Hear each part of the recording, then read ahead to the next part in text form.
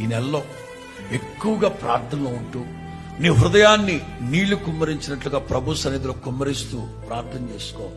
ఎక్కడికి వెళ్ళిన ప్రతి స్థలములో ఆయనే నీ వద్దకు వస్తాడు.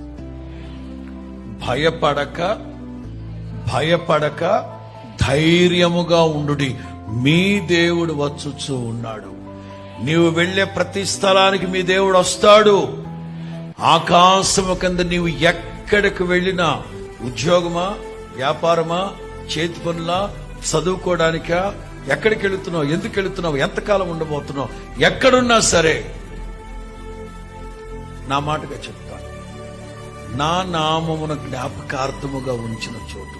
నేను చెప్పాలంటే ఎక్కడికి వెళ్ళినా, ఏ ప్రాంతానికి వెళ్ళినా దేవుని నామాన్ని, దైవ సన్నిధిని వదిలిపెట్టకుండా, ఆధ్యాత్మిక జీవితానికి దూరం అవ్వకుండా, బలహీనుడు కాకుండా అలా ఆధ్యాత్మిక జీవితాన్ని పట్టి పెట్టుకుని ప్రార్థనా జీవితంలో నిలిచి ఉండండి.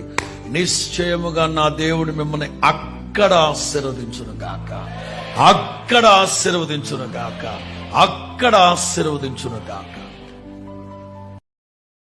Download ShareChat.